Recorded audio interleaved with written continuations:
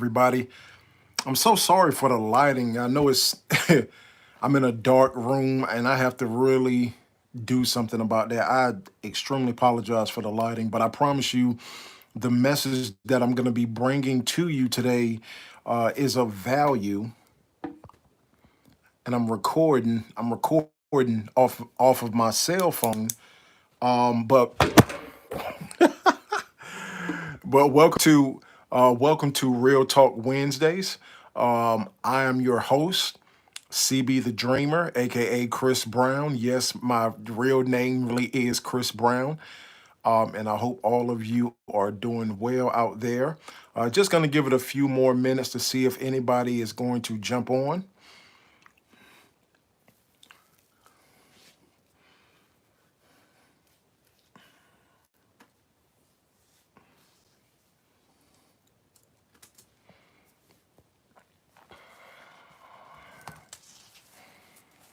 Got a very great, short, sweet lesson that I know is going to be impactful, and I know it's going to change your life.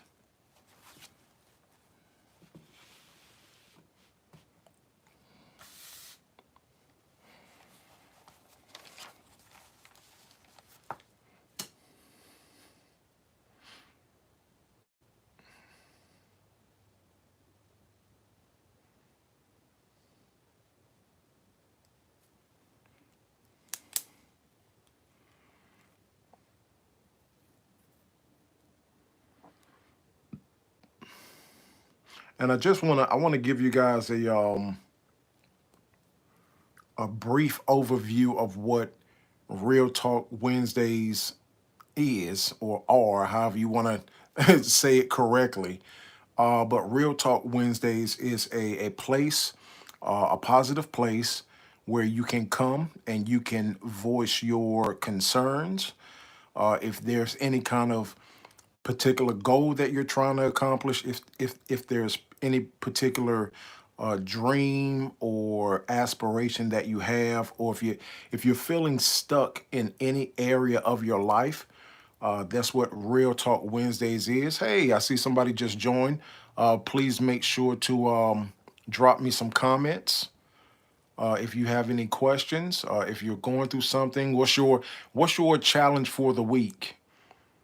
What is your challenge for the week? We all have challenges for the week. Each and every day, we are presented with challenges that are disguised as opportunities. Every day, we are presented with challenges that are disguised with opportunities. Hey, I see I got a few people on. Welcome to Real Talk Wednesdays. I hope y'all are doing well. Hope y'all are doing well. Got a very, and it is 7 o'clock on the dot. I have a powerful, very impactful message for you today. Hope you're doing well. Yes. Thank you. Torian. All right. What's going on, everybody? Hope you're doing well. So I wanna share something. I'm gonna be sharing a very special message with you today, guys. And it's I myself personally, I am a man of faith. I am a man of God, so I do believe in God. Now, whatever your religion, whatever you believe, trust me, I'm not trying to force or push anything on you. But what I'm going to be talking about, I'm pretty sure you can still implement it in your life. And it's something, and I'm gonna be referring from my notes that I have right here. So I don't want please don't let that be a distraction to you. I just really want to make sure that I get my points across. Guys, if you can, please read the description. It's gonna be a very impactful and helpful lesson. Ball like ball like an egg for real. I'm doing great. I hope you guys are doing well. I'm doing very well, blessed. Blessed to see another day. Blessed every day is an opportunity. We just got to take advantage of them. I'm going to be sharing. I'm going to go ahead and jump in though, and I promise you, it's not going to be long. I'm gonna try to cut my lives down because I know everybody's busy. You probably got kids, you got other things that's going on. So I'm gonna cut this live short. It's not gonna be that long. But I'm gonna be talking. I'm gonna be talking about something that we all go through If you're a person of faith, if you are a Christian believer, if you are a person who knows and believes deep down in your heart that there is a God, then I promise you that this message is for you. Even if you're not, like I said before, I'm not pushing anything on you. I promise you, you can get something from this message. It's just all in perspective, and it's just all how you implement it, how you see it. So, and that's trusting God's timing. That's trusting God's timing. So what is trusting God's timing? What is really trusting God's timing? And I wrote my own definition of what I thought in my heart is trusting God's timing. So my definition of trusting God's timing is relinquishing every area of your life to God, but still creating godly goals and submitting those goals to Him and working on those goals daily. Okay? So I'm going to repeat that again. My definition of trusting God's timing is relinquishing every area of your life to Him, but still creating godly goals and submitting those goals to Him and working on those goals daily. So now we let's look at and see what are the different areas of life. We're talking about goals. What are the different areas of your life? Okay, so you have number one, you have your spiritual life. Number two, you have your family life. Number three, you have your fun life. Four, you have your career life. Number five, you have your health life. Six, your personal life. And seven is your financial life. Okay, so your spiritual life. Maybe you're a Christian believer. Maybe you're active in church. Maybe you are, you like to stay in the Word. You like to stay in the Bible and things like that. I feel like every day, a day that leads up to a week to a month to a year, maybe you could be working on something that's pertaining to your spiritual life, your spiritual walk. Okay, your family life. What are your goals for your family life? What are your goals for your family life? Is it to eat out more? Is it to go to the movies? Is it to go to the park? Is it to just travel to a distant land? I don't know. Maybe you want to start going on more vacations to what you're currently doing. Your fun life, and I guess that kind of all goes boils down to family as well. But it's important. Sometimes we can get in a rut. Sometimes we can get in a rut and things, and we just work, work, work, work, work, work, work. To the point where we don't even have, and to the point we don't even have any kind of, we don't have a fun life, right? We don't have a fun life. It just seems like it's just working home, working home, working home, and by the time you get home, it's just you just barely got enough time to eat, and it's time to go to bed. So it's important to have a fun life. What about your career life? What are you doing? What are you doing about your job? What kind of work are you in?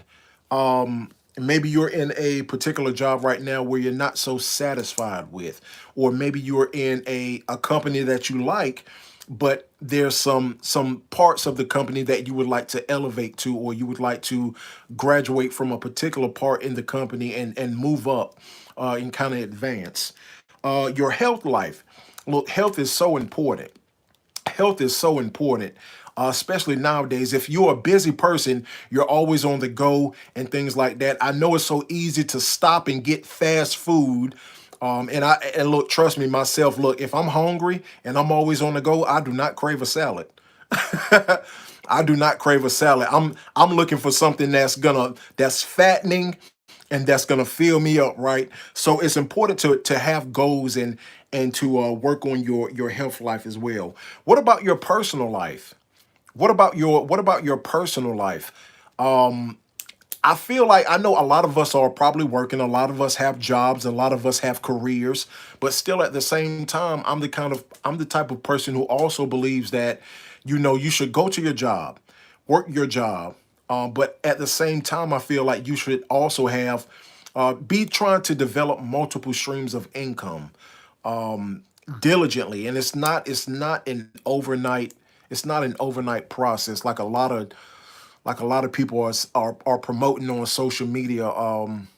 some of those companies and those empires that those people are claiming really took them years to build. You know, there's no such thing as an overnight success. Sometimes an overnight success looks like 5, 10, 15, 20 years. You know, so there's really no such thing as an overnight success. And your financial life, you know, setting goals for your financial life. That's very important as well. You know, maybe you want to save up for an emergency fund. Maybe you want to save up to try to pay your mortgage off or pay your car off or save money up to start investing in the stock market. So I just wanted to just talk about the 7 areas of goals and what we can start working on in our life. And when it comes to also something very important came to me also when you're setting goals. One of my mentors told me that, and I'm pretty, maybe you have heard of this before, but drop me some comments and let me know. But when it comes to setting goals, you never set a goal to accomplish the goal. You never set a goal to accomplish the goal. You only set a goal so that it's what the goal makes you become. So it's all in the becoming process, not necessarily reaching the final destination, but it's in the process of reaching your goal, what it makes you become. Okay, so so let's go ahead and really jump in and dive into this lesson. So how do you recognize when God has you in a waiting season for your life? How do you really recognize and know when God has you in a waiting season for your life? And really, in reality, there's 3 things. And what is a waiting season? Let me give you a definition of that. To me, a waiting season is maybe there's a particular thing in your heart that you want to accomplish. Maybe there's something in your heart that you're aspiring to become, and it seems like everything that you do, there's just no physical evidence of manifestation. There's no physical evidence of manifestation of you accomplishing what's in your heart. Now, and I wrote this down. Now there are three signs that you are in a waiting season for your dream or your purpose, okay? And number one, that's closed doors. Doors just keep seeming to close, close, close. I mean, you're just knocking, knocking, knocking, knocking, knocking, and it just seems like doors are constantly closing in your face. Number two, you just keep getting rejections. You know, maybe you're trying to purchase a vehicle, or maybe you're trying to get a home or an apartment, or maybe you're trying to get a business, and maybe you're calling on prospects and things like that, and it just seems like you can't get your business up and running. And number three, just absolutely nothing is working. Absolutely nothing is working in your life. So that's three ways that you can tell that God has you in a waiting season and a waiting period for your life. Now, remember, so when you're in a waiting season for your life, God is not necessarily saying, God is not necessarily saying that, you know, that's a denial. Like, no, you can't have that. Okay, hold on. Let me rephrase that. So when you're going through that waiting season and you don't see any physical manifestation, there are 3 things that you can really determine what's going to happen. And number one, God is saying no. Number two, he's saying not yet. Or number three, he's saying that I have something so much better in store for you. Okay? When you're pursuing something, when you're pursuing a goal or a dream, and it seems like nothing is just working out in your favor, God is either saying no, or he's saying not yet, or he's saying I have something so much better in store for you. Okay? So what is the price? What is the price for obedient? Let's talk about obedience is more powerful than speed. Obedience, being obedient to God is more powerful than speed. And I want to ask you a question. Have you ever made a decision or a choice in your life and you ended up regretting it? Drop me some comments and let me know. Have you ever made a decision or a choice in your life and you ended up regretting it, right? And I mean, I know we've all done that before. We've all been there, so nobody is really exempt from that. But I want to know what was the result of you being fast? What was the result of you being fast? What was the result of you not exercising God-given patience when you're trying to pursue something and then all hell breaks loose? What was the result of you not exercising God-given patience? And what was and being still when God told you to be still? Being still when God told you to be still. What was happening in your life? Was it chaos? Was it a betrayal? Was it a job loss? Was it a financial loss? What was the true outcome when God specifically told you to be still and you didn't want to listen, right? You didn't want to listen. And I'm telling you, sometimes when you rush into things, sometimes when you rush into things so fast, it leaves you with a high bill to pay. Sometimes when you rush into something so fast without really consulting with God, sometimes that leaves you with a very, very high bill to pay. Now, remember, God is not saying not to take action on the things that you have in your heart. He's just asking you, are you going to let me go with you? Are you going to let me travel with you in the journey? Are you going to let me travel with you in your process? Because he wants to be with us. And he told us that he's going to be with us every single step of the way. He just wants to know, are you going to be the headstrong person? Are you going to be the headstrong person and try to do everything yourself, or are you going to invite me in and let me take the journey with you? Okay? And you wouldn't have the desire in your heart, you wouldn't have the dream in your heart if it wasn't for him. Okay? Because he's the one that put it there. He's the one that put the dream in your heart. He's the one that put the goal in your heart. Okay? So I just wanted you to know that. Okay? So now, and I'm getting ready to close in a little bit, and I appreciate you guys for watching. I truly do. Let's talk about, I'm going to give you we're going to look at two definitions of procrastination and preparation. Okay. Let's talk about procrastination and preparation. So, what is the definition for somebody who procrastinates? Procrastination is delayed action, usually out of fear, perfectionism, or self doubt. Okay. It often disguises itself as preparation, but instead of moving forward, it keeps you stuck. You might keep getting ready without ever taking the leap. Does that make sense? Okay, so now let's look at preparation. So preparation is intentional action toward a goal. It involves researching, planning, practicing, and organizing so that when the moment comes, you're ready to execute. All right? It's productive, it builds momentum, and it moves you closer to your outcome. Okay? And when somebody when and that's the end of the lesson, but when somebody asks me, they say, "Hey, I want this or I want that." I always ask them, "Are you preparing for it? Are you preparing for it? Have you given yourself a timeline?"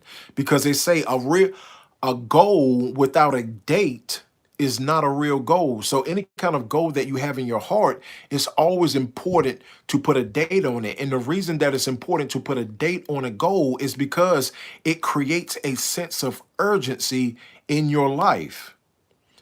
Because if you don't have a goal on a date, you don't have any urgency, right? So guys, I hope that lesson has been helpful to you today. If this if this lesson has been helpful to you, please make sure to comment. Please make sure to like this video. Please make sure to subscribe and share. Once again, my name is CB the Dreamer, aka Chris Brown. Thank you guys so much for watching. I'll see you guys Sunday. Tune in Sunday. Okay? You guys, you be well.